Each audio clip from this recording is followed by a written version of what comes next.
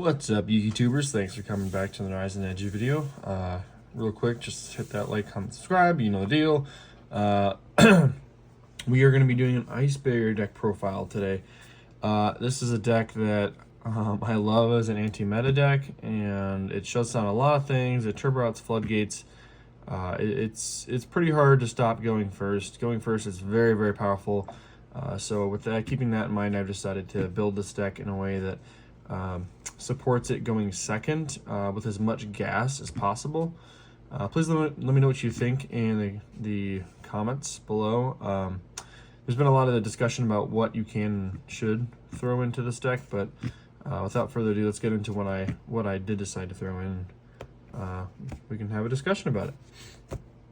So obviously, first off, we are going to be starting off with the 3 Mirror Mage. This is such a good support card. You know, it's the main engine in the deck. It's what allows you to even make this deck relevant right now. Yeah, there's so many ways to set this, and you want to keep setting this. It's your follow-up, it's your combo piece. You know, it's what gets you to a lot of your plays, especially the draw 4 combo. Next up, we are going to be playing 3 Gorgeous, or Georges, however you want to pronounce it. Also very, very good card, and did come out as recent support. The reason why this is good is because it's a level 6 tuner that can special summon itself out when you have any Ice Barrier monster, and it's a reborn extender. So I've seen some people play this at 2. I feel like you have to play it 3. You want to see this, right? Like, you don't want to search it, because if you have it in hand and they out like Ogre or something, one of your monsters, and you need to have an extender, it's a great card to put on board because it goes +2. So George, both of those support cards are crazy good.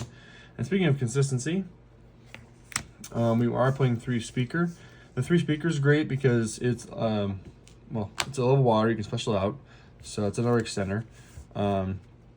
You banish it from grave to give yourself another token if you control an Ice Barrier. So it's a level 1 kind of level modulation. That's kind of, I find it useful for that instances as well as the level 4 play that you do always and should always make with Revealer. Revealer is shot up in price for a good reason, because it's a very good card. Yes, it may be only an Ultra, but Revealer is your best one. It's like your Overraptor or your Moye. You know, this is it's the card that gets you going and really protects your plays. And if you resolve Revealer, Revealer's effect special from deck, you're probably winning. There's a very high chance that you're just winning the duel. And to keep consistency going, we are playing 3 Hexa. I know some only play 1, but honestly, this isn't just useful for special summoning from Revealer. This by itself is very good, because if this Hexa resolves, you have your draw 4, right? So you can go Hexa, you send Mirror Mage, and then you go Mirror Mage effect, you search the Speaker summon, and you're off to the races. Really all you need to do your level 4, your draw 4 is Mirror Mage plus Speaker. So like, if you have any of those 2 cards or accessing any of those 2 cards, it's draw 4. So I feel like it's too good to not try to have consistency getting there. And then obviously we're playing the bricks, but they're good bricks, as we always like to say. General Wayne, John Wayne Pilgrims. General Wayne, he is great. Spell traps sent from the field to grave or banish instead.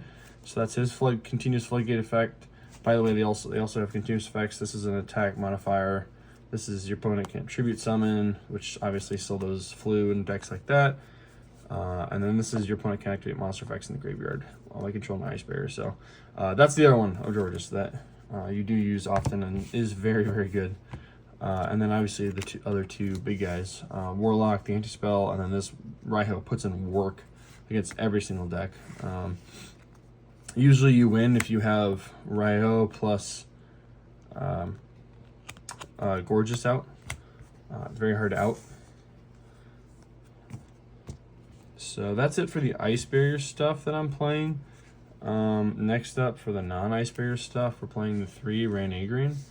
I love this card because it's pretty much an Suedo Ice Barrier, right? It's an honorary Ice Barrier.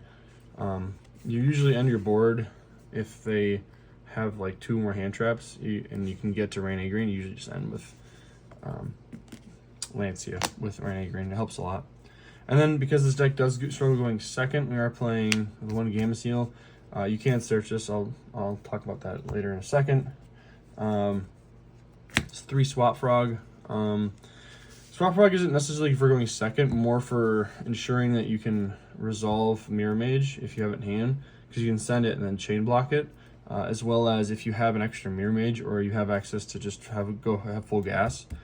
Swap Frog is great to make Toad super early, or yeah, totally awesome. So that is a totally awesome line. Next up, we are playing 2 Fishborg Harpooner.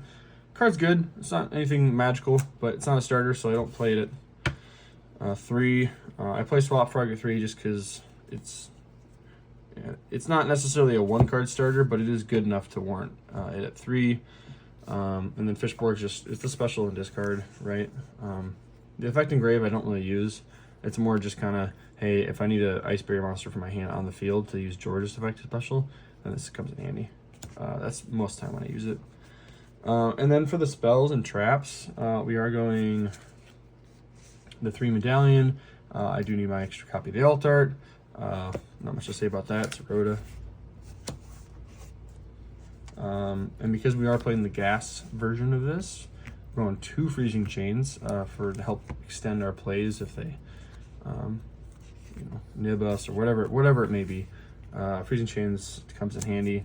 People don't read the other effect that essentially just says, your Ice Barriers are unaffected by your opponent's monsters, especially from the extra deck, if you control 3 more Ice Barriers. You don't read that, and it forces your opponents to make misplays. 1 wins. Wins is good for extending. I wouldn't run anything more than that. Wins is fine. Searchable. 1 Foolish Burial goods, or goods. 1 Foolish Burial, and 2 Foolish Burial goods. So I'll explain, because obviously you wanna use Foolish Burial to send a bunch of stuff. It is useful because maybe sometimes you don't want to send Mirror Mage all the time, right? And you want to send Warlock and then special it back with your Georges.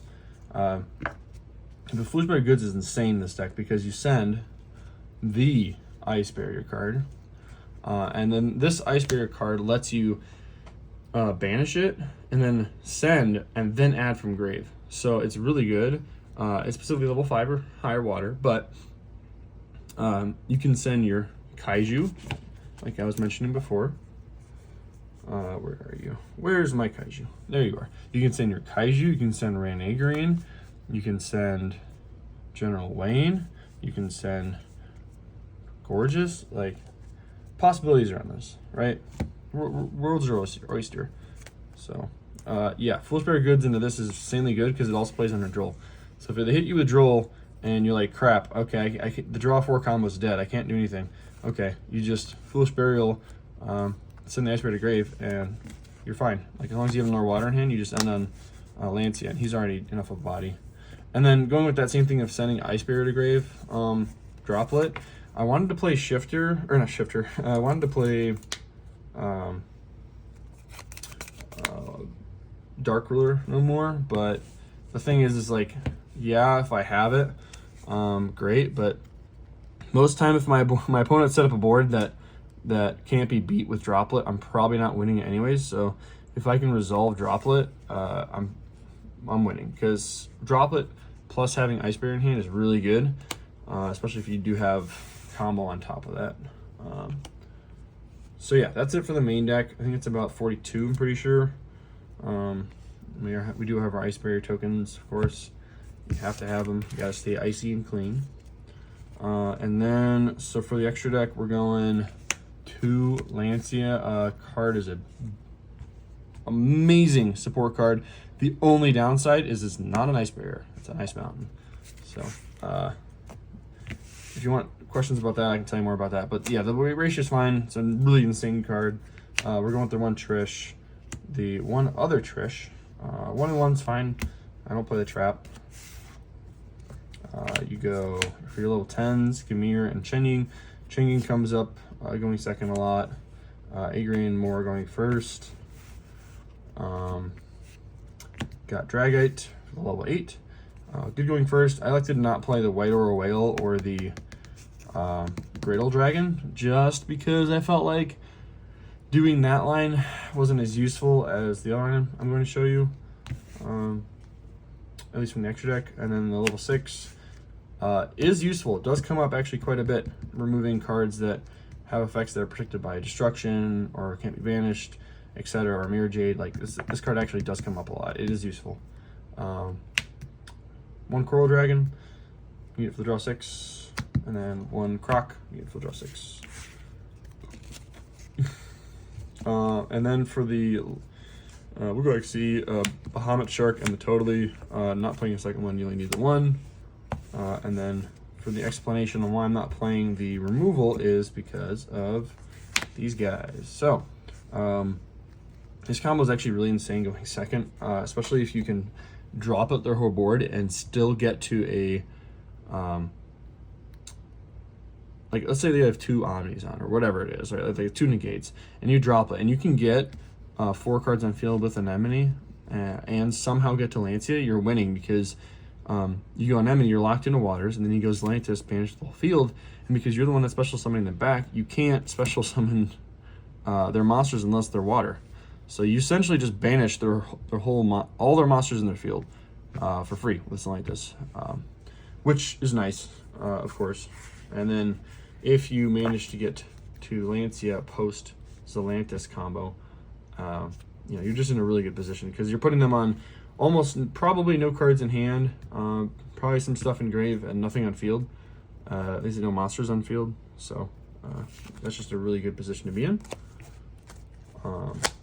Yeah, that's the Ice Barrier deck so far. Let me know if you guys want combo videos. I can show you some lines and other stuff that I have been testing with. But yeah, let me know if you guys want to see some combos, and thanks for watching.